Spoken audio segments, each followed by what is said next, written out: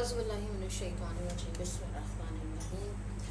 The topic of my thesis is dialogic failure of immigrants' life role under political surveillance, a dialogic analysis of selected Pakistani fiction, and I have conducted my research under the supervision of Dr. Munawar Iqbal. Uh, the problem my research tries to explore is the problem of all of us. We all are suffering in one way or another from lack of quality communication in our interpersonal relations. When we talk to each other, it's not we as human who truly speak, but rather our designations, our ideological allegiances, and our financial statuses that do the talking. We do not crave for each other's advice and suggestions, rather, we scavenge for tricks or the strategies that help us to comply with the complex bureaucratic structures around us. But I couldn't take we all as my data. So I narrowed it down to those communities where broken interpersonal connections are more visible than any other human group, and which thus can provide a snapshot of human lives with distorted communicative links. I have made an effort to explore the concept of livable colonization under surveillance through its manifestation in immigrant fiction. The background of my study is the context of each of the selected novel set the background of my study. The incident of 9/11 runs like a common thread through the four selected novels, either as immediate setting, as for the novel plot like Homeboy, or as a reminiscence of traumatic past, as in Homeland alleges. However, each novel stands out for drawing inspiration from a specific socio-political tribulation related to Muslims and Muslim immigrants in recent times. If a certain surge of prejudice and direct surveillance marks Homeboy, the emergence of ISIS and news of jihadi brides set the stage for Homefire.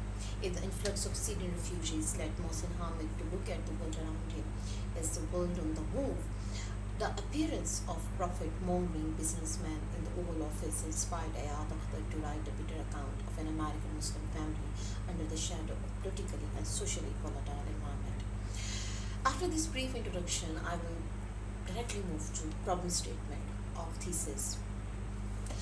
As the problem statement is almost 2 pages long, I have summarized it for presentation purpose by keeping intact the key variables that I tended to study the relationship of.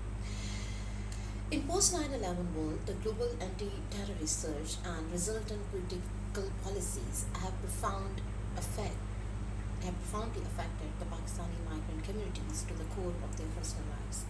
The realization of being under surveillance leaves little space for immigrants' communal and interpersonal interactions, as regard for communal life is replaced by an urge for non-suspicious survival, which is achieved by adhering to the political and economic system. In the selected post 9/11 Pakistani fiction, the materialistic constraints accompanied by the surveilling administrative control of the host country, especially and the materialistic and the discriminatory outlook of the society in general, seems to penetrate human subjectivities. The study implies customized theoretical framework composed of Habermas' concept of livable colonization and Foucault's notion of disciplinary mechanisms of panoptic surveillance to study the regressive effect of political and economic imperatives combined with mass surveillance that affect communal lives and results in dialogic failure. Now the significance of my study. The most understood significance, one which we can say about any fiction-based critical study, is that it analyzes fiction's power to illustrate the human impact of political control. Another importance of the study is that it relays the three pressures immigrants face and extend Habermas' schemes of systemic pressures of means administrative and economic pressures to consider surveillance a pressure is on right while acting as a supportive mechanism for political control and economic goal.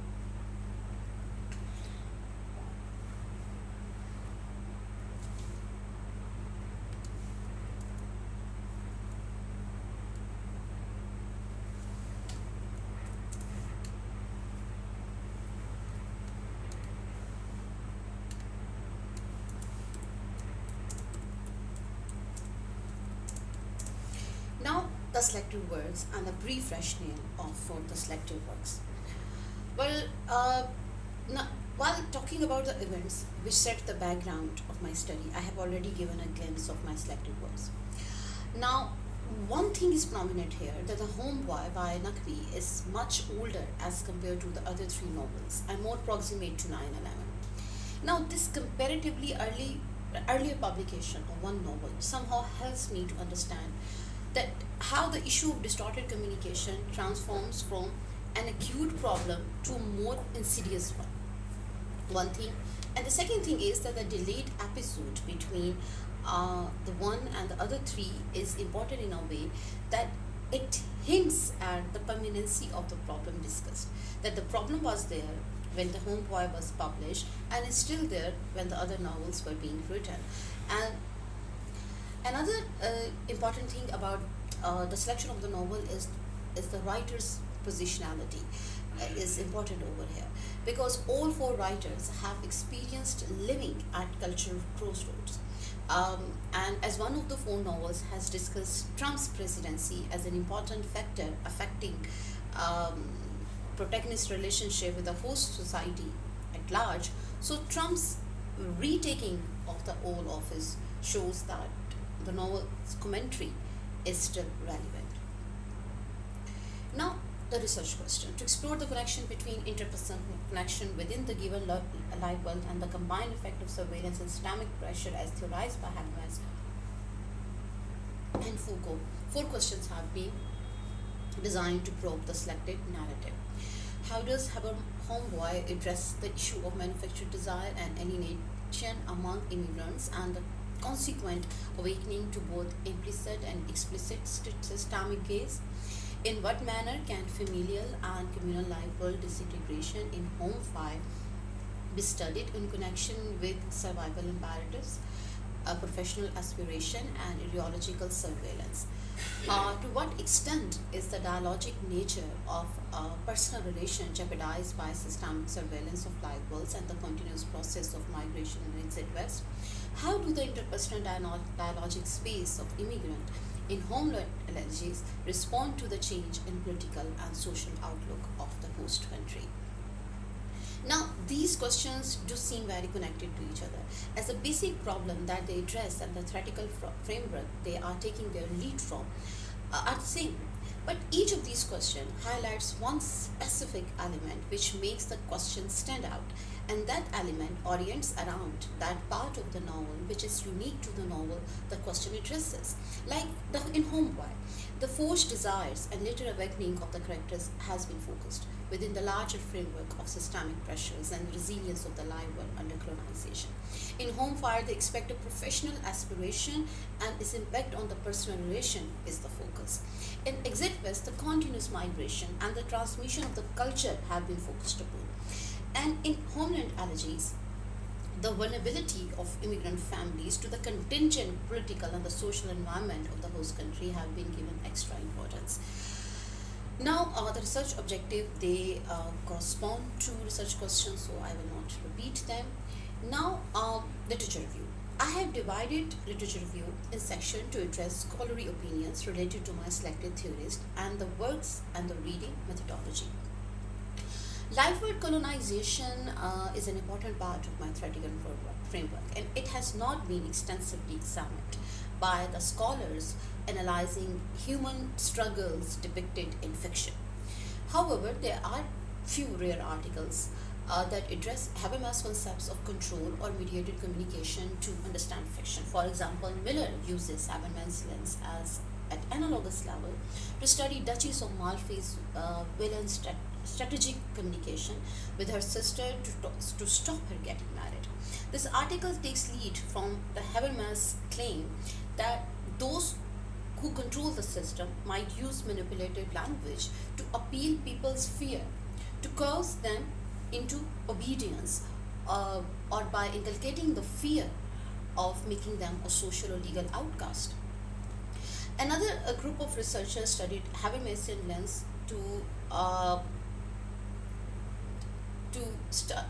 use Habermasian lens to study teachers' use of fiction in the class, teachers' use of fiction writing in the class. The writing claims that by discussing about the fiction, the students can have a better idea of the norms and values and the conflicts that the live world they are living in. Now, the second section is about focus concepts of panopticase, and by keeping in view the plethora of the work which have been produced about the concept of panoptic surveillance, I restricted my focus to those articles which study surveillance reach to private recesses of human life.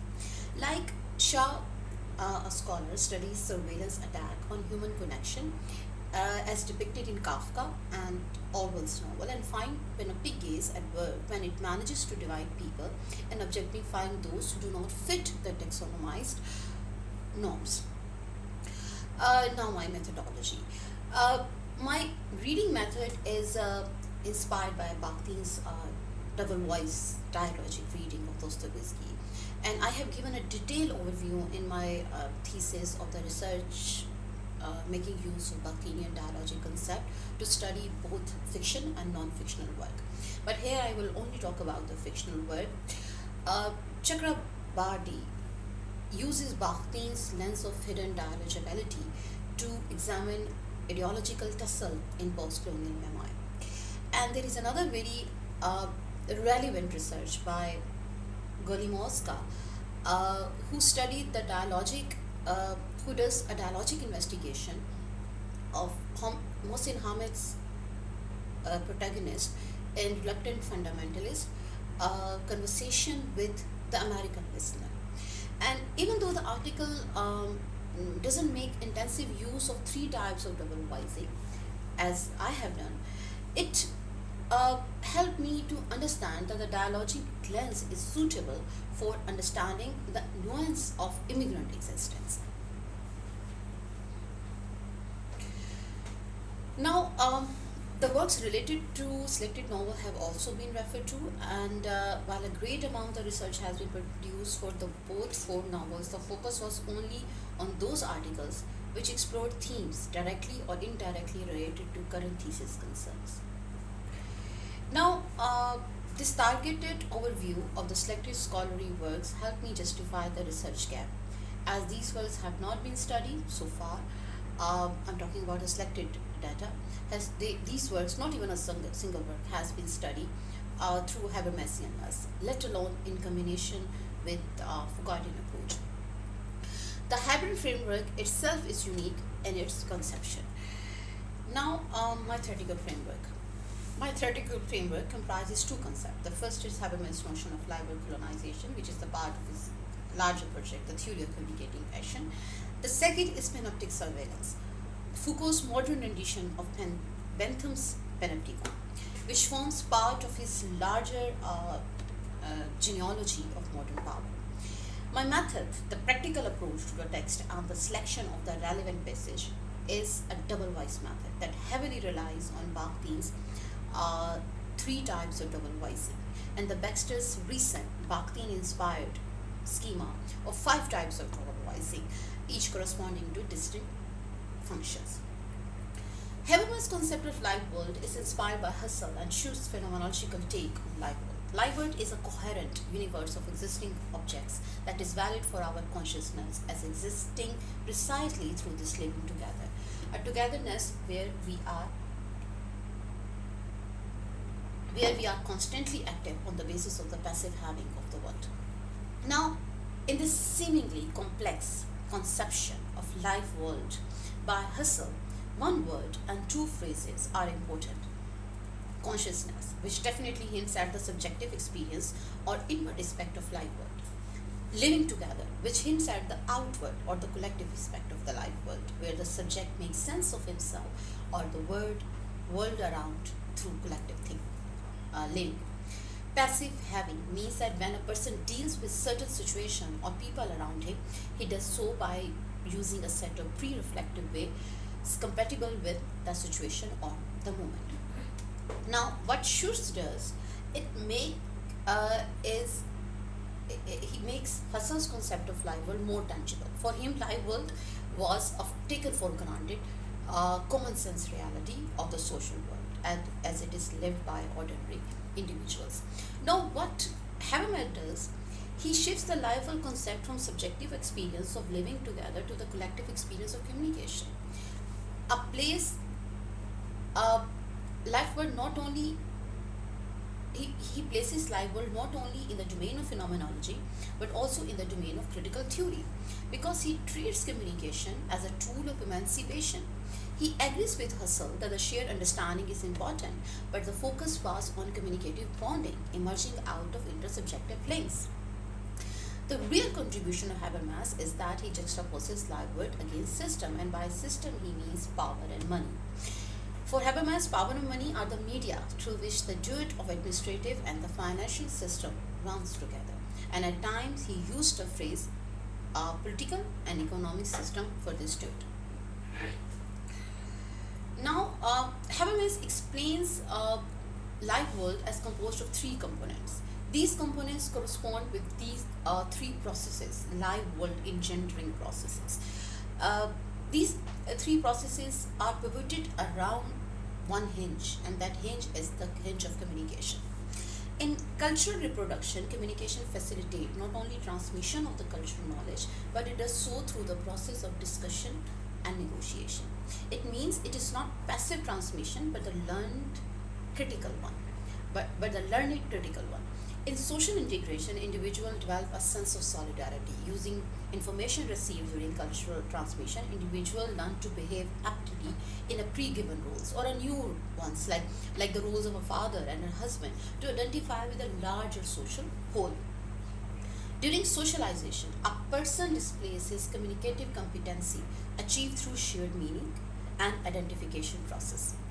Now, this competency not only is acquired through the transmission of cultural meaning and social integration, but also facilitate the processes. It also relies heavily on one's personal link with his history. Now, external factors, often in the forms of law, according to Habermas, and dominant political discourse or prevailing system social narratives, cause individuals to view each other through a lens of suspicion and fear. Trust erodes, along with the legitimacy essential for social rules. Habermas uses the term false consciousness to describe the situation where restricted communication prevents people from realizing that the people's rules or structures are undermining their values and beliefs.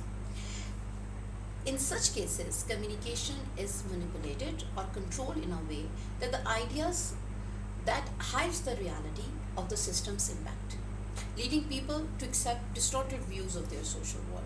This false consciousness keeps them unaware of how the system is mostly working against their true interest and shared belief.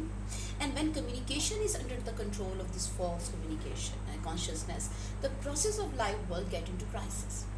The crisis of cultural transmission is marked by the loss of shared meaning. The crisis of social integration is the moment where either people are deprived of their illegitimate roles or they are not able to identify with the given roles. It's called anomie. And the crisis of socialization, when at individual level a person lacks linguistic capacity to express themselves and to connect with the collectivity, and this moment is called alienation. This crisis is called alienation. So all these crises again are rooted in the background of the shared communicative point. So again, the communicative is a sort of hinge over here. Communication is like the common factor over here, the distortion of communication under the pressure of power and money. So when basically this is the moment when the logic of administrative system or the political ideology that runs through that administrative system, or the logic of economic system or the financial system. Now the logic of administrative system, it is all about efficiency, and the logic of financial system is about profit. It's a profit, is rooted in profit.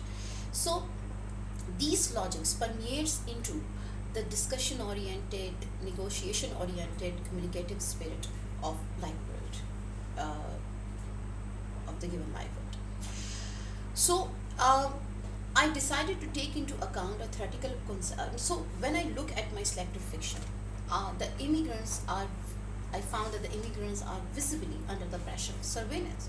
So I decided to take into account the theoretical concepts, which helps me to understand the tactics which render people visible, control their interaction, and use these isolated subjects as tool for power system, and how this uh, process of surveillance uh, facilitate the intrusion or the encroachment of systemic pressures Habermas talks about.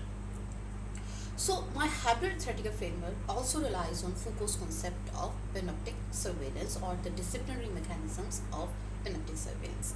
Well, before Foucault, it was Bentham who gave the idea of panoptic architect to control through surveillance. What Foucault did, he shifted focus from outward surveillance to its internalization within target subjects, sort of self-policy. I have selected a long excerpt from the history of prison and eliminated many words to focus on those parts which rationalizes the theoretical, a compatible theoretical duet of Habermas and Foucault. Our society is one of surveillance. Behind the great abstraction of exchange, there continues the meticulous, concrete training of useful forces. The circuits of communication are the spores of an accumulation and the centralization of knowledge. The play of science defines the anchorage of power. The individual is carefully fabricated. I have already highlighted the words like exchange, communication, anchorages of power, training, and fabrication, which of course rings the bell. Here, the abstraction of exchange seems to hint at the insidious logic of the financial and the political system, the logic of efficiency. We need to get it done, we need to achieve our goal, and the profit. The goal is profit, success, individual success, and that utilize human potential for their own goal through disciplinary training. Human potential is trained in a way that makes this control of financial and the political system more efficient. Alarmingly, and we can say that in this process, communication is not only mediated by surveillance but also play a role of a tool of surveillance, propagating the fear of of the system, and as a result, we have humanite agents of the system. We become humanite agents of the system, not subjectively active humans. And now this is here, how the problem, the only difference between Foucault and Habermas is this, that Habermas takes a step further. He says that, okay, communication can be controlled, but we can use the same communication for emancipation. But the Foucault is only interested in explaining the problem. He's not as interested in the solution. So, as my focus is the subtle working of the panoptic surveillance, it is useful to take into account the disciplinary mechanism of the surveillance project that enters recesses of human life and even nature and make human behavior not only predictable but also use this predictability to facilitate the surveillance process. My focus is these techniques or tools to develop human life from every direction. I have selected few phrases from Foucault's book and weave them into one sentence to show their collective working in a panoptic movement. According to Foucault, as a result of disciplinary surveillance, people are reduced to docile bodies through instilling routines by means of correct training and by both producing delinquents and inculcating fear of being labeled as one.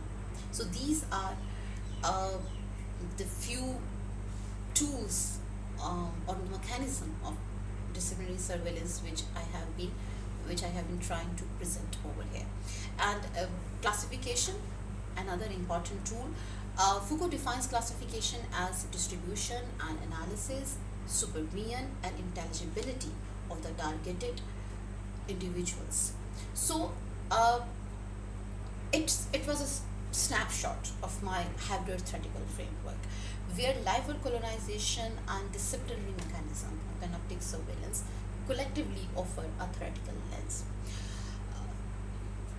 Now I will move towards my method, which is a dialogic close reading.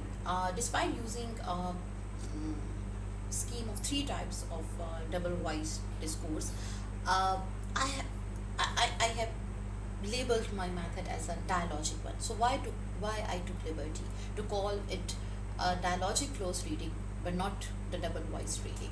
Well, because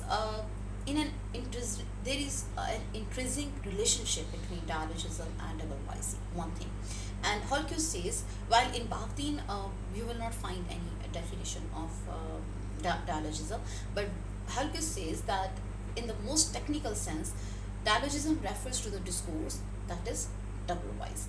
And Holkus explained dialogism as sprouting from the interdependence of human consciousness. A capacity to have consciousness is based on otherness.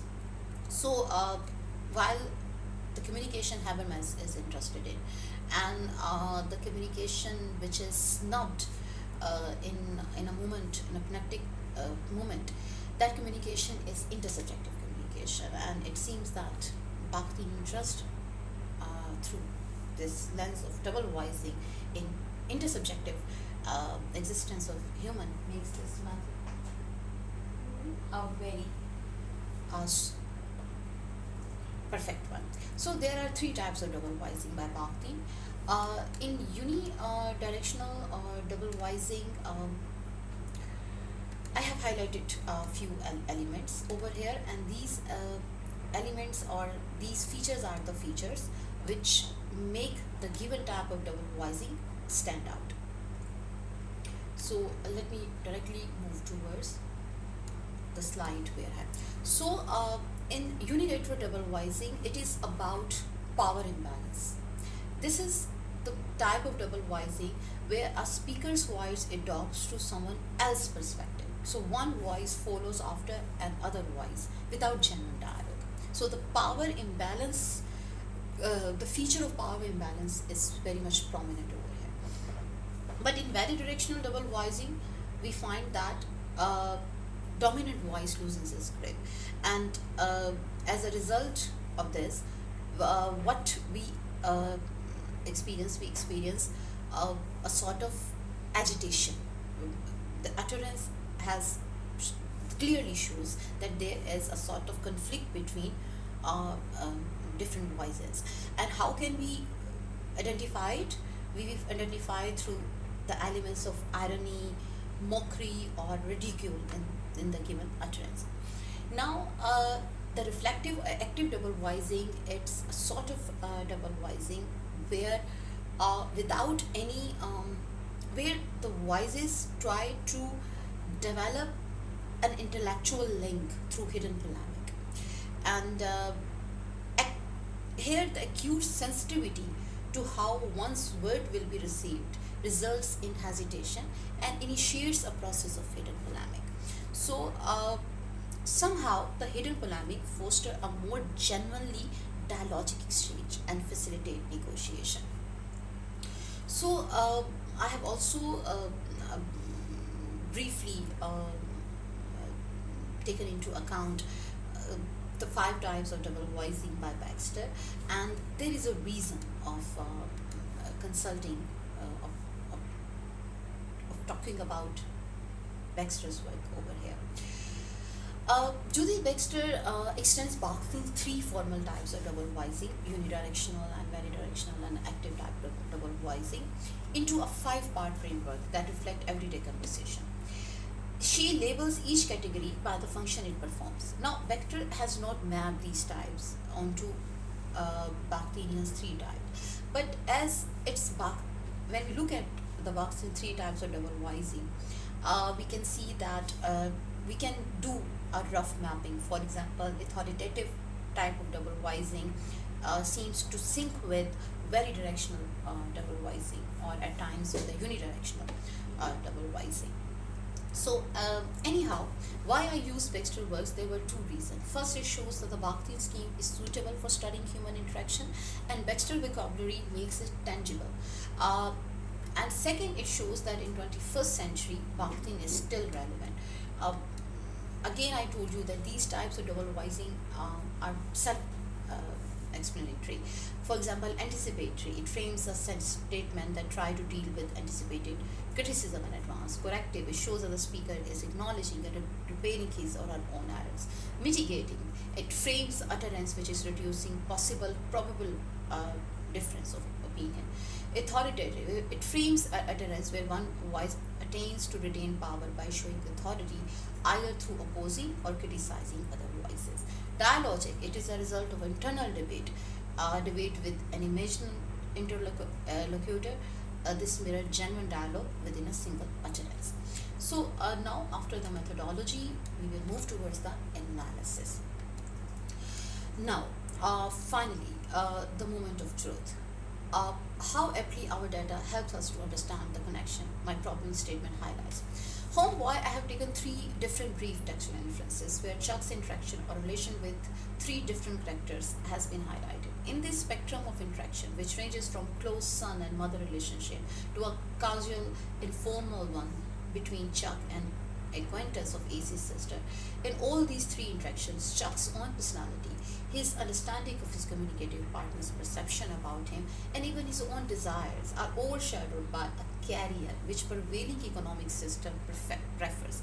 It's better to give it a quick rating. In the first example, a disheveled youth recently released from detention center and regardless of worries written on his face is casually inquired about his profession. The response shows that the profession is more important than the person himself is. I, sir, have been a banker. Oh, the other character responded, knows less than a master of the universe, he proclaimed. Buy low, less high, let's drink to that. And the pressure of having a lucrative profession is also observed during an otherwise genuine human interaction between Chuck and Jimbo's father, Old Man's Hans. How is the hard-shirt banker? Old Man Han asked. All eyes were suddenly on me, and for an instant I considered what direction my tongue as cabby would bring. And finally, a mother is more concerned about materialistic demand of the world. I'm talking about the third textual example. I became a banker, an investment banker, not because I was swept by the spirit of the age, but because my mother told me to, a woman of the world. Now the first step. Conflicted voices are there. Should I tell the truth or should I sink with the expectation of my listener? A pause in the in the given textual example shows that Chuck's own desire to be honest somehow managed to pacify his fear of being judged. But then unidirectional double voicing takes over when he gives a manipulative answer. In the first two interactions, truth being an important element of the live worldly communication is compromised. And in the third example, intersubjective discussion, another important element of live world communication, is overshadows. Mother asked Shehzad to become a banker not because of a mutual decision made as a result of a heart-to-heart discussion, but because it is something which is strategically accepted within the given economic landscape. Truth and discussion is jeopardized by financial concern. Now, the second novel, Home Fire. A textual example from Home Fire where Anika questions the male protagonist Imon about the anti-Muslim content of his politician father. It is of his politician father's speech. Now, it is a manifestation of very directional double voicing in a single utterance, which makes it easy to understand the subtle colonization of the life world and the intrusion of the surveillance. Allow me to give it a reading. What do you say to your father when he makes a speech like this? Do you say that you are making it okay to scrutinize people for the way they dress? Do you say, why didn't you mention that among the things this country will let you achieve is if you are Muslim, is torture, rendition, detention without trial, and airport interrogation, spies in your mosque, teachers reporting their children to the authorities or wanting a world without British injustice? I have already highlighted few words that might ring the bell. Now, traces of very directional double voices can be observed as Anika mocks the promises of ease and opportunity through rhetorical question and pointed irony. She is mixing voices over here, taking Tariq loans Silver Tongue's assurances and twisting them back on him through his son. Now, within Anika's utterance, a crisis of anomie, which is the crisis of the process of the live world of social integration, the name of the process is also visible. Why? Because roles of the father and the sons are questioned here for the lack of communication. Anita's verbal attack, this ironical tone, sarcasm, is based on the assumption that the Tariq loan is probably not having the heart-to-heart conversation with son, and he is not even able to justify his role as a father while having such a sinister political motives against uh, other communities. An unmistakable hint is here about the intrusion of surveillance in terms of both legal bondage and dominant discourse to suppress any possible protest against injustice, be it a mosque, school, or family space. Communication the at even at every personal level is under control. Now, Exit West. From Exist West, I have taken three brief textual inferences. Now, these three textual inferences are like three stages of Said and Nadi's relationship. The first instance directly hints at the diminishing communicative link between a once devoted couple and now reduced to mere docile workers. The text reads, they would stop and look at each other as if remembering each of them, who the other was. Now, it clearly shows that they are not even unable to communicate to each other. They are becoming stranger. They are stranger to each other. They are becoming stranger for each other. And the second instance, through layers of voices, it reveals the subtlety of systemic process at work in terms of survival drills, daily survival drills, and they are hurting the emotional and the physical well-being of the character. As the narrator allows us to look into Said and Nadia's subjective condition, their subjective condition is marked with unilateral double voicing. Again, power imbalance between voices can be observed. How? They ate modestly meals composed of grains and vegetables and some dairy, and when they were lucky, juice, fruit, or a little meat. They were slightly hungry, yes, but slept well because their labor was lengthy and rigorous. Their blisters had given way to calluses, and the rain didn't much bother them anymore. Words like blisters and pain are soothed by the phrases like sleep well, lucky, and didn't bother them much. It seems like the awareness of the hunger and pain makes peace with passivity demanded by the material meagerness of their physical existence.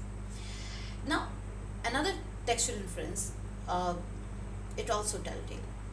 They can barely speak, or when they speak about paving and position on waiting list and politics, but not of its parents and not anyone anymore of travel. An energetic young couple who once had personal interests and choices now accept the mechanical life designed for them. The traces of docility is clear over here. The rain didn't much bother them. The disciplinary effect or routine sneak into their personal recesses of life even after the working hours. And if this tight couple manages to talk, it is mediated by survival worries. A conversation laden with what the financial administrative system aim them to think about rather than their past or future. Now, this textual example is taken, I'm talking about the Homeland Elegies. Now, this textual example from Homeland Elegies is taken from a moment in the narrative when Ayad is stopped by a trooper for a faulty gasket. And an initially pleasant encounter is turned into a bitter one once the possible Muslim origin of Ayad's name is brought up. Here, partially because of Ayad's own internalization of the pressure of prevailing system and partially because of Matthew's biased behavior, simple administrative formalities become politically restraining for Ayad. I will give it a quick reading. Standing outside Officer Matthew, I opted for a complicated truth. The name is Egyptian, I said. My parents are not from Egypt, but when my father first came to this country, he had an Egyptian friend who had my name. He had never heard it before and really liked it. So when I was born, he used it for me. Funny thing is, I jogged my way through the various pronunciation of my name. Now, the type of double voicing again is unidirectional here. The power imbalance at the surface level is between the trooper, a righteous representative of the state, and the negligent brown-skinned progeny of immigrant. But the real play of the power imbalance is seen among voices populating Ayar's subjectivity, a direct outcome of real-life power relation. The voice-oriented effect, the Ayad is law-abiding Muslim medical citizen, does not resist the voice oriented to the fear of the trooper's possible biased response. Rather, Ayaz stylized his Muslim identity to suit troopers' hatred. This unidirectional sinking, also internalization of fear of being branded as delinquent for having a connection with the highlighted community. This unidirectional sinking also is also the result of the internalization of fear of being branded as delinquent for having a connection with the highlighted community. It is also a moment of life for colonization, as both internal dialogue and the communication are mediated by dominant hate discourse and its indirect effect of administrative constraint. The hate is his name might have invoked in the troopers make Ayad disregard the fact that his name is something that connects him with his family and community, and as they share the same meaning for it. A disconnect in cultural transmission is implicit in the impersonal word used, as if his name does not carry any cultural connotation. When you speak a name in a shared live world, you invoke a bundle of culturally transmitted meaning.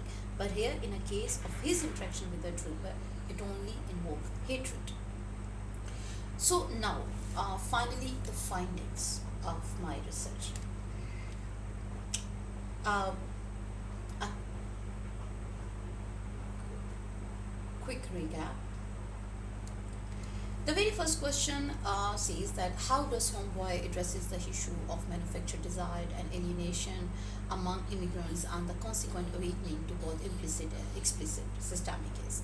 Now my analysis shows that the Chuck's materialistic wants infiltrated by his mother's filtered by his mother's exemplify Habermas' concept of distorted communication. His mother's choice uh, for him itself hints at internalization of economic system logic, which prefers profit over emotions. This infiltration, is somehow encountered when AC communicates Shehzad's friend his grievances with his friend, challenging dominant narrative. Moreover, the coercive display of surveillance and the prejudice at the level of daily interaction makes Chuck realize the integration is not possible where every interaction is ideologically gauged. His action of praying for deceased French Muslim immigrant and the decision of going back to his native country shows that he is able to place himself in a cultural continuum by performing ritual associated to his community, all the while restricting dominant discourse of survival and compliance. Now the second question says that in what manner can a familiar live world disintegrate in human home fire be studied in connection with survival imperatives, professional aspiration, and ideological surveillance. Now the analysis shows that ideological surveillance also not only hit communication among the character in any given present moment, but also affect their cross-generational connection by controlling the transmission of the family's history, which makes targeted subjects efficient towards materialistic demand at the cost of familial and communal empathy. Now, the third question says, ask how does the discontinuity of cultural transmission impact dialogic interaction of vulnerable live worlds amid systemic scrutiny before and during continuous migration in exit west. Now, analysis shows that the dialogic connections owes a great deal to a generational memory and familial communication. However, whatever connection the protagonist sustained before displacement gives way to alienation under survival pressures and surveillance, aggravated by the forced mobility. Moreover, the incongruence in their received cultural patterns the difference between the culture received by Nadia and Said, eventually affect the integration process in their micro-life world and undermines their ability to identify with any shared ideology or even with each other. So, and the last question, how do the interpersonal dialogic spaces at both familial and the communal level in homeland alleges respond to the dominant political narrative, financial pressures, and a sudden politically motivated shift in the host country's social outlook? Analysis reveals that the financial aspiration of the characters like Dr. Akhtar and Riaz Reed are the result of their passive compliance to the system out of fear of being an outcast. And this complicity is often practiced at the cost of interpersonal disregard, where emotions are seen as impediment to materialistic success, and the narrative's recollection of the post 9/11 alienation faced by a Muslim immigrant in a novel written in the backdrop of the post-Trump racist era shows that for immigrant community, the precarity of life, world dialogic connection is an ongoing problem which can only be solved by emancipating communication for profit and efficiency driven logic of system and being aware of the subtle play of ideological surveillance. Now, the delimitation of my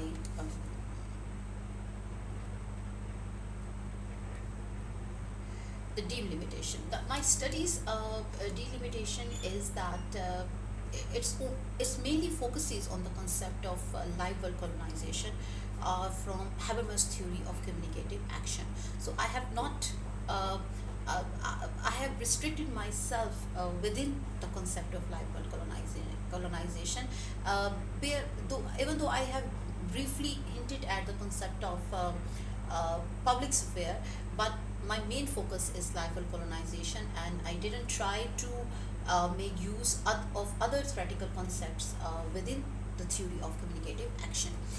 In the same way, from Foucault, my main focus is the disciplinary mechanisms of pedagogic surveillance, the concept of surveillance, along with the discussion of various disciplinary tactics within power system have significantly guided the analysis, and somehow I have tried to restrict myself uh, within the concept of panoptic surveillance and its relationship with the disciplinary mechanism which Foucault has discussed in his book History of Prison. And But yes, in my analysis I've also make references to some secondary sources which relies on Foucault. So now the delimitation of my data, the study focuses only on 4 selected Pakistani immigrant novels. Although the claim presented in the problem statement and supported in the analysis may extend to other novels dealing with a similar situation, the researchers delimit the study's finding to the selected data. Now, suggestion for the future researchers. The scholars can further expand hybrid Foucauldian Habermasian framework by combining it with some other compatible neo-Marxist theoretical concept.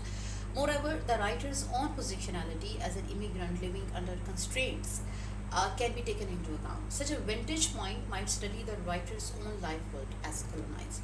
And this can also explain how a post-colonial fictional and the theoretical writer feels under pressure of market forces, which gain hint at the intrusion of the economic system in scholarly spaces.